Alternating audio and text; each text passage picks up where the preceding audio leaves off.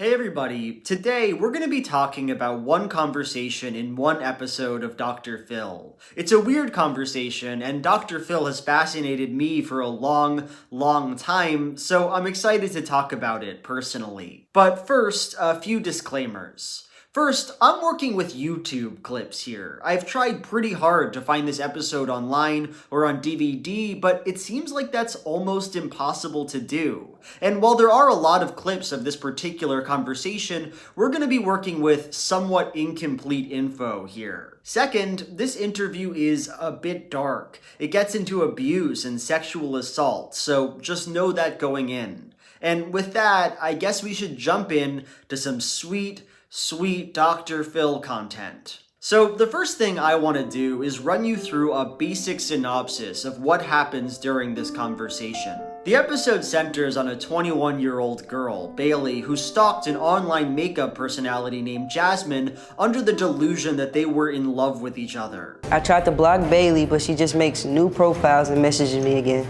Bailey has sent me thousands of naked pictures and videos through all social media platforms. As Bailey walks on, she immediately has conflict with Phil. As she says, she requested that her biological mother not be on the show and felt that the producers had assured her that the mother wasn't coming. But here she is. I was told that y'all brought someone here that I explicitly said not to bring. Yeah, who's that? My biological mother. Dr. Phil takes this opportunity to explain that nobody tells him who to have on the show. Would you like to leave? Because you can certainly leave, because nobody tells me who to put on my show, including you. After this conflict, Phil talks to Bailey about her delusion and confronts her with the information that, obviously, Jasmine has no idea who she is. Phil talks about the trauma that Bailey has faced and suggests that her delusion is most likely due to dissociation caused by trauma. And then this happens, and I'll just play most of it here. It's the love story of the century, but you've never physically met. No, sir. And y'all can laugh at me. It's fine. I will be your spectacle. I will be your laughing spectacle. You can all laugh at me. It's fine. Well, you know what? I think we're just going to shut this down, because I'm not into all this melodrama and you playing the victim and everything. So you're saying the audience is making a spectacle out of you. That's not what I'm about. That's not what I do. I had you come here to help you, and you're saying people are ridiculing, making fun of you, you're going to be a spectacle. I don't want to be any part of that. I'm sorry. So, you know what? This has just gone in a really bad direction. I'm going to talk with Jasmine. I'm going to talk with your mother, and I'm just going to let you head on home. So, this entire sequence of events is very strange, I think, but that last moment there obviously jumps out at us. It's extremely jarring and odd, and that's for a few reasons. First, Bailey has just been through a huge amount, discussing her trauma in some depth, talking about her delusions, having her mother on the show. Why wouldn't we expect her to be vulnerable? Why would we be surprised by her nervousness in front of this live audience? Second, is this what therapy looks like in any regard, in any universe? How could you expect a stalker with delusions that you think are caused by trauma to act completely normal, never dramatic, never upset? Third, and probably most importantly, the audience does laugh at people on Dr. Phil. A huge part of the show is the kind of comedy that comes from juxtaposing people's weird, fucked up lives with Dr. Phil's straight man, common sense attitude. Someone says a weird thing and Phil's like, hot dog, that's a weird thing right there. Can we get a little, can we get a reality check on this? All right. Common sense alert. I was just trying to justify myself. Common sense alert.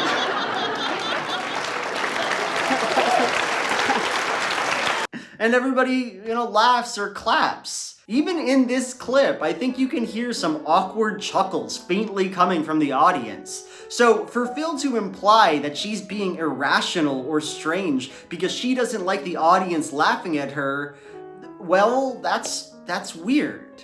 Okay, This moment is obviously baffling, and I'm not the only one who feels that way. On the Dr. Phil Reddit, there's one controversial post about how Phil should apologize to Bailey over what happened here, and the clip itself does have a fair number of dislikes on YouTube. It's just so abrupt and off-feeling that it's hard to not feel a sense of unease and confusion when you watch it. But looking at it within the context of the episode as a whole, or at least the clips we have of it, I think it starts to make more sense. I think we can begin to understand what it's doing and maybe what it says to this show as a whole. So broadly, when I look at this conversation between Bailey and Phil, what I see is a story about power. Phil meticulously constructing a space that functions both to control his subjects and the show. And here, that power is justified and legitimized over and over again through an ambiguous concept of mental health and psychology. We can see this from the very first moment of the conversation. As Bailey complains that she thought her biomom wouldn't be invited, but she was,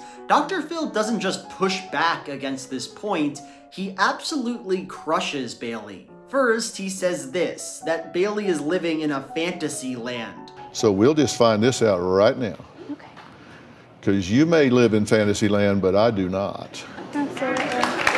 A particularly cruel and pointed choice of words, considering that she's literally there because of her delusions. Then, he brings out a producer to repeat the party line a few times. Nobody assured you that your mother wouldn't be on the show. I believe when we talked on the phone last night and I asked you if she was coming in, if she was coming on a plane, you said I can't put her on a plane tonight. There's no flights that come out tonight. But Bailey, Yes. I told you I didn't know. Now, I'm not saying this producer is lying, but I do think it's relevant that her claim here that she just didn't know who was coming on the show seems dubious to me. Maybe she didn't know at the time, but she's not living under a rock, right? She's part of the production of Dr. Phil, and so it's strange that Bailey had to be blindsided by this information at seemingly the last possible moment. Almost like they were, I don't know, trying to manipulate Bailey into coming on the show by acting like there was a good chance that her mother wouldn't be on it. Could be. It's possible. Anyway, during this whole process, Dr. Phil says, like 3 separate times, that if Bailey doesn't want to be on the show, then she can just leave. Would you like to leave? Because you can certainly leave, because nobody tells me who to put on my show, including you. So you can pout or be upset or whatever you want to do, but that is what it is. And if you don't like that, then you can always go home. This is a way of asserting control over her, right? She is, at this moment, in front of millions of people, and Phil is telling her, point blank, your objections are meaningless to me. He even repeats this line after Bailey consents to staying on the show, treating her like a child who needs to be scolded and put in her place. So tell me, you want to proceed or you want to... We can proceed, yeah. It's up to you. I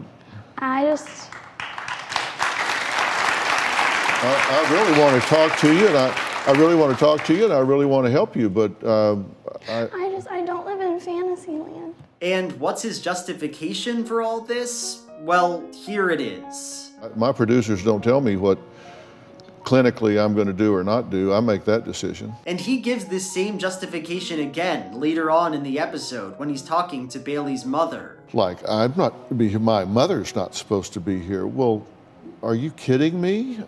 You don't dictate what I do from a clinical standpoint. There's not one chance in hell that I would talk with her without her responsible parent here. My producers don't tell me what to do clinically. That's my decision. This is the language of a therapist running a practice, right? It's his job, he claims, to approach this mental health work in the way he feels is most productive. His work is the mind, you see, helping people. This explains and rationalizes why he had to treat her this way. And we have to ask, what kind of clinical work is this, right? Who is he helping? Even if he thinks talking to Bailey's mother is so important as to be make or break, that doesn't mean she's doing something wrong by not liking her mother's presence or thinking she got different information than she did. She's not attacking you, Phil. She's not harming your clinic. She's saying what her feelings are. Anyway, let's move on to the next main moment of the conversation, when Dr. Phil talks to Bailey about her problems. So, if we blurred our eyes and looked at this section, we might call it normal. Phil talks about trauma, the experiences that Bailey has had, and how they might be contributing to her current delusions. Now, I'm not a psychologist. I'm not equipped to make any sort of determination about anybody, but associating someone's delusions with past traumatic experiences certainly seems grounded, to me at least. And it's true that this section feels more normal than the other ones do.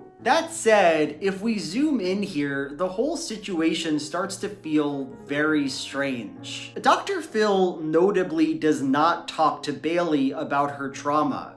In fact, he both literally and figuratively puts as much distance between him and her as possible. Phil goes to his smartboard twice in this conversation. The first time, he reads off some texts that Jasmine sent to Bailey. She doesn't know you, and she's making that clear. The second time, he gives an oddly detailed account of Bailey's trauma, the nature of these events, and the dates that they happened. I think there have been some traumas that you have experienced.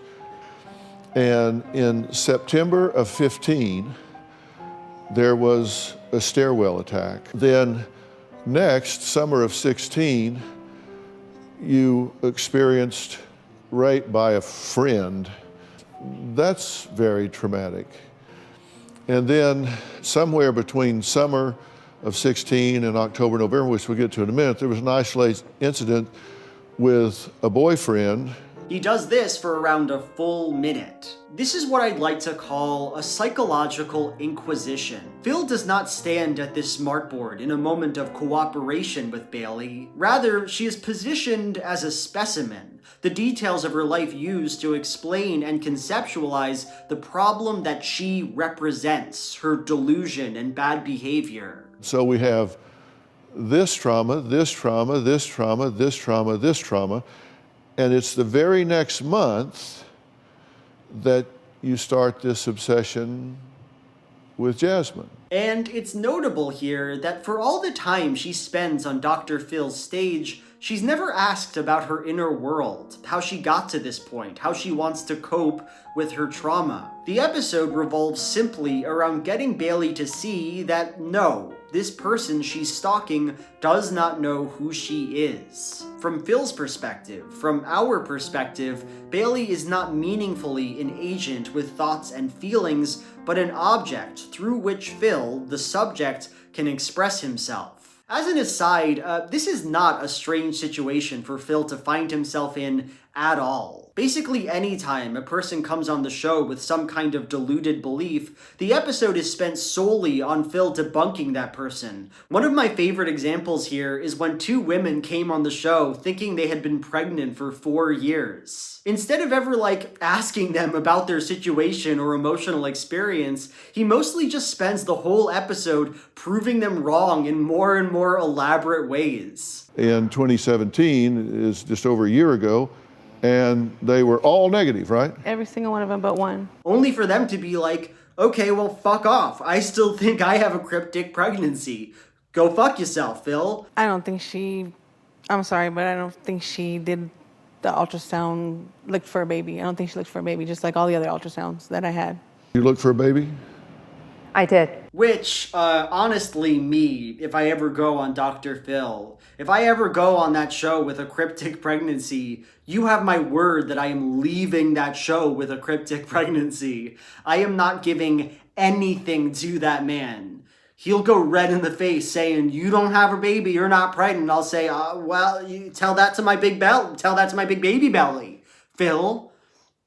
That's my sworn oath to you. Maybe the only reason I find this particular moment with Bailey so striking is just the viscera of it all. Seeing this 50-year-old dude who clearly does not give a shit who he's talking to, just unceremoniously announcing every trauma his subject has ever experienced. It's very sobering just how little agency or personal consideration she is afforded in this moment. Anyhow, let's move on now to our final moment, the one we've already talked about, where Phil asks Bailey to leave the show. And I think that within the context I provided here, this moment starts to make sense. Because when Bailey says, "You can all laugh, I don't care, you can all laugh at me," well, she's kind of puncturing the fiction of the show, right? In this moment, she confronts us with an obvious, yet somehow poignant reality, that Dr. Phil is a show where people would laugh at her. They already laughed at and jeered her when Phil said his piece about how she lives in La La Land, and they obviously would do it again. Because you may live in Fantasyland, but I do not. Absolutely. And for me, just hearing her say that, it diminishes Dr. Phil's power. You are not running a clinical practice. You ranted at someone for 3 minutes for expressing sadness and disappointment. You're not a professional thinker. You're not plumbing the depths of anybody's psyche. You're giving a surface level, non-empathetic breakdown of all the times someone's been raped. This show is a joke. People are laughing. And so, it makes a kind of sense that in this moment, Phil abruptly ends the conversation. Because you can be a lot of things on this show. You can abuse your wife or children, you can be belligerent, you can steal, you can be there just to get famous, to increase your exposure. Dr. Phil doesn't mind any of that at all. But what you can't do is look behind the curtain.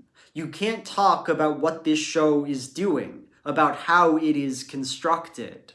In the final part of this clip, as Bailey is being escorted away, we should, by all rights, not just feel that this is some strange behavior going on, but also that it's a complete L. An absolutely devastating, embarrassing moment for Phil. Bailey says, "I'm sorry if I offended you in any way," and Phil, not even making eye contact, says, "Well, you certainly have." I apologize that I offended you in any way, shape, or form. That was never my intention. Well, you certainly have. So, Christopher, if you'll take Bailey off, it's good to meet you, and I wish you well. Thank you. She offended you, Phil? She hurt your feelings? You couldn't deal with a 21-year-old survivor being a bit dramatic? You're a failure and a coward, and that should be obvious. But that's not how this moment feels, is it? It's not how it plays out on an emotional level. No, it feels like Dr. Phil is getting rid of the offensive, attention-seeking weirdo, maintaining the integrity of his clinical practice. It feels like he's winning.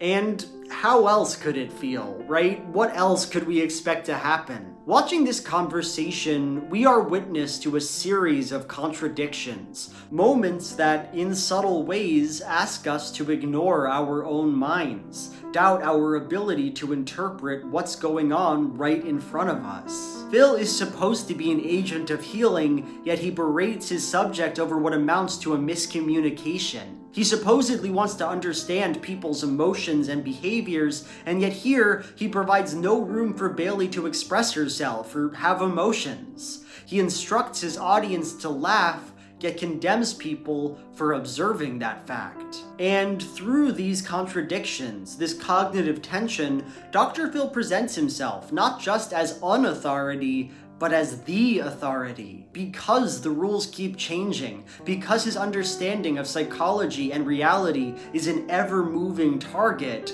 if we are to watch this show and enjoy it, we have to assume that none of that matters. Assume with no evidence or rationale required that he's right no matter what. Performed for us in miniature in this random episode of Dr. Phil is a totalizing, self-justifying, and absolute system of control, of power. And as an audience, we are expected, almost required, to identify with that power. Okay, that's the end of the video. I hope you enjoyed it. It was kind of a hard one to write, but I do have other Dr. Phil videos that I could make if you guys would be interested. I love Dr. Phil, and I love making content about Dr. Phil. Anyway, if you did like it, be sure to like, comment, subscribe to my YouTube channel, potentially give me money on Patreon. I have a Patreon. You could give me money there. That would be cool. I love that. Anyway, now it's time for my Patreon question of the video. Anissa Abigail asks, what is the biggest minor inconvenience of being a public figure online? Honestly, I quite like most things about being a public figure online, which I guess is a bit embarrassing. I do want to have more subs online, though. That's the number one thing that I think about. Like, oh, that's minorly irritating to me. Oh, also that when I make a joke tweet, people are like, people are hard up taking that seriously. One time I tweeted that all anime was bad, and for literal days I was getting people mentioning how garbage my opinion was, how absolutely repulsive it was. But I don't think all anime is bad. Okay, bye.